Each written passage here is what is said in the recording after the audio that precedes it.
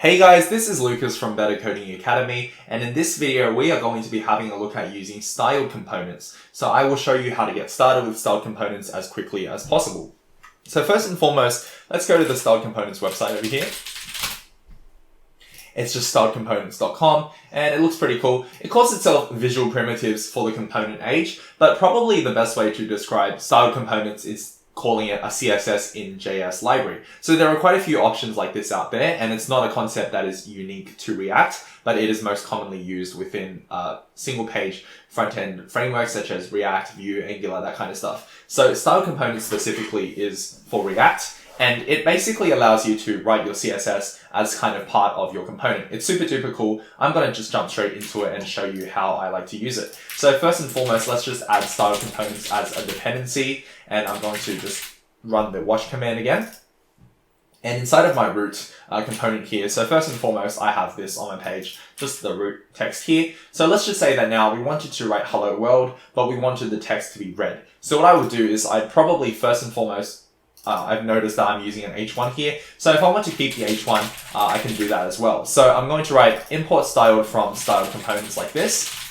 And then I'm going to write const, let's just say we call this one, we can call it, say for example, just heading or like styled heading. And then I'll write styled.h1. Remember I'm using an H1 here, and I can write color is red.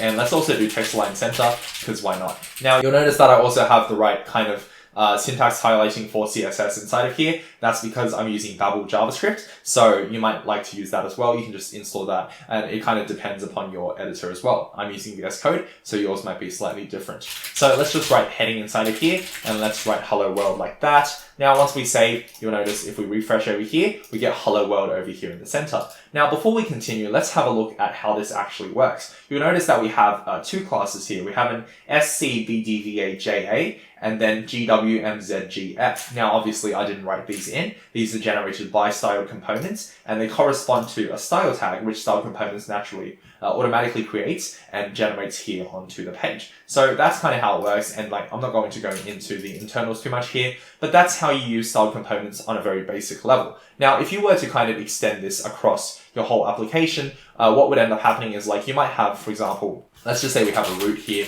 and let's create a separate component on our page, and let's call this one, say, an article, and we're going to import article like that. Obviously article doesn't exist just yet, so I'm going to just create that right here. So article.js. And once again, like I say this with my other quick start videos, I'm just doing this with the directory structure that I personally prefer. You don't have to do this in order to get it to work, but this is what I like to do. So I have an article directory, and inside I have index.js, which imports and exports the article file. And then we can do it like that, import article from that directory. And then we have this here. So now we're going to save this again, and we're going to, you see we got article over here. So now inside of article.js here, let's just say that we wanted to have something a little bit more complicated. Let's say we had a section on the left and a section on the right. So I might do something like import styled, and then styled from styled components once again. And let's just say we have a wrapper, so style.div, and this one we can do display flex flow row no wrap. So now we can call this one wrapper. And let's just say we have our main content is on the left and our sidebar is on the right. So then we might do something like main content here, and let's write main content inside like that. And we have a sidebar, and we call this one sidebar like that. So obviously we need to create these two. I like to have alphabetical order when I'm creating my style components here, just because it makes it easier to read. Now, I do like to inline my style components where they're only used for this one page, so you can see that's what I'm doing here. So now for main component, let's just do background color is going to be blue. Now it's going to look terrible, I know, but that's not the point here. And let's just give this one flex 1, and then we have our sidebar, which is style.div, flex 0 auto, and let's give this one a width of, say, 200 pixels here. So, and background color red as well. And I like to do alphabetical order for my properties. I'm just picky like that. So now let's have a look, and you see we've got main content here on the left, and we've got the sidebar over there on the right. And let's just right click inspect element again, and you'll notice that we have specific classes for each one of these elements. So there you go. That's kind of how you get style components set up. This is honestly really, really easy to get started with. And I love that about style components, but I also love how there is a lot of flexibility that you can have in terms of just applying lots of configuration into the whole style components thing. And one thing I want to show off without getting into too much detail is theming, because this is something that I use quite a fair bit. So in order to get theming working, we need to have a theme context. So this is what we need to essentially get working as a provider. If I can just find that here on the page, it should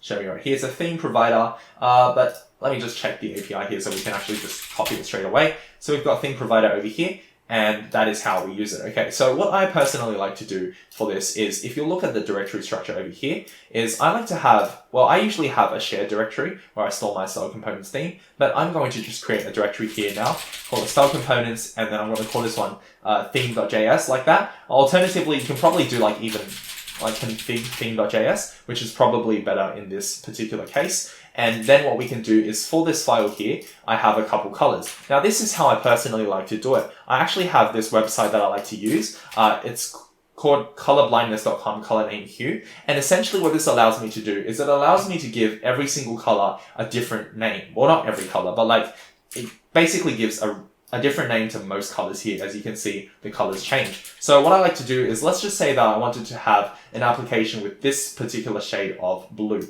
So this one here is called Regal Blue. So I'm going to copy this shade of Regal Blue here, and inside of my theme, I'm going to do export const Regal Blue is equal to this color like that. So now once I've done that, let's just grab one more color. Let's say we wanted to grab, for example, a complementary, let's just say a shade of gray, right? So like we have maybe something like, if I can get it on the right scale here.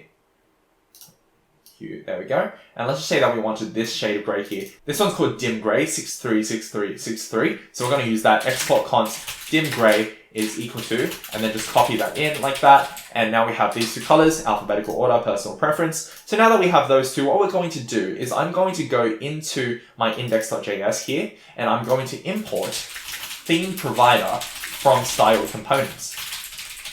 So now after doing that, I'm also going to do import all as theme from /config/theme like so. And what this allows me to do is import all of my exported constants here inside of a theme object. So now I can do theme provider, theme is equal to theme like so, and grab this part of the theme provider and put it after the root. And you see we've got theme provider, theme equals theme around our root. So now if we were to go back into our article over here, and instead of using the colors blue and red, let's just say instead of this blue, we wanted to use that shade of Regal Blue. Then we put in this inline kind of function, and this works. You don't have to really worry too much about how it exactly works, but this is what we would do. We do props.theme.regalblue, and this allows us to get that blue color. So now if we save this and we have a look at our page, you'll notice that we have that shade of Regal Blue. So let's just make this whole thing look just a little bit nicer so that it doesn't look like a complete eyesore. Let's go over here for the heading, and let's change it for the heading as well. Props.theme.regalblue, and now you see we've got that blue up here, this blue here, and let's just say we wanted a color white for the background, and let's just say we have a padding of maybe say 10 pixels here for the main content, so it doesn't look too terrible, and we can have that same padding for our sidebar. And for the sidebar background color, we're going to use props.theme.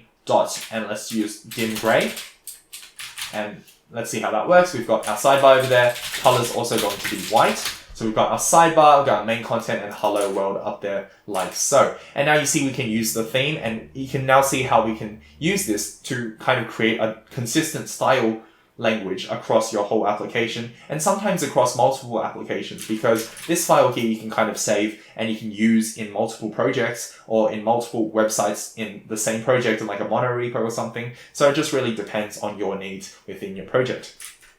So now that we have that in place and we have our main content and our sidebar, I also want to show off just a few more things with regards to the whole shebang here. And more specifically, this probably relates better to things like buttons. So what I'm going to do is I am going to create a component over here, and I'm going to put this one inside a shared directory. Once again, this is how I like to do it. If you don't agree with me, you don't have to roast me in the comment section. That's totally fine. I really don't care, because this is just how I like to do it, and I do have my reasons, but I'm not here to defend it. So I'm going to do a button.js like so, import style from style components, and let's create a button like this. So import const button equals style.button like that.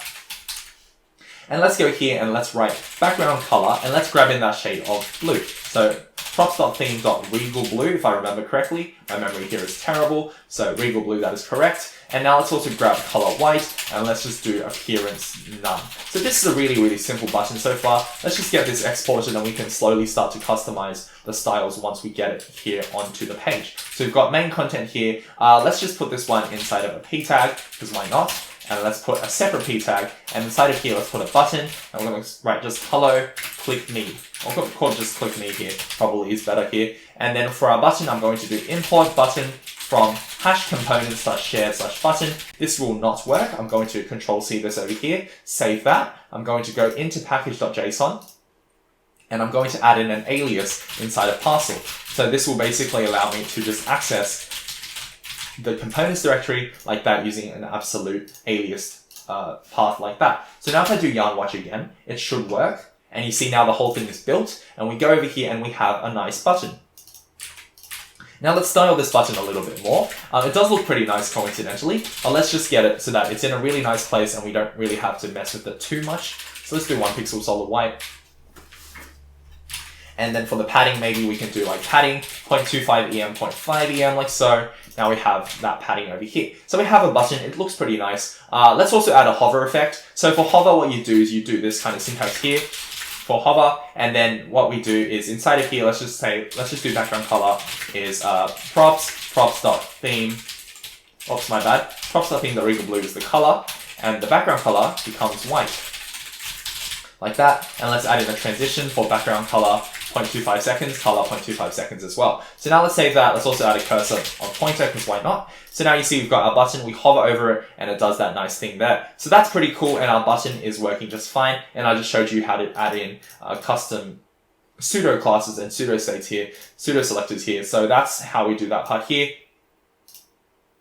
So I also showed you how to add pseudo selectors, and then also obviously you can do like before, after, etc. That was not how you spelled before. But anyways, so now we've got hover here. What I want to show you though is configuration. So let's say we have a button of this size, but then what if we wanted a button that was a little bit bigger? Then what we could do is we could add in a separate, have a separate style component, right? Like copy everything here, change the font size and whatnot. But we don't need to do that, because what we can actually do is, let's just say that we have another button here and we give it a size prop and we do size LG. And let's just do another button here and have it a size of SM. So actually for the sake of this one here, we'll just call it small and large like so. And then what I can do is I will go here and then I'm going to put in a function like this. Now this is kind of similar to this one, except I'm just kind of expanding upon it, so I put curly braces and we're going to add a little bit more here. So I'm going to write switch props.size in here like so, and let's just put in small. And for the sake of small, I'm going to return font size, and I'm going to write 0.8.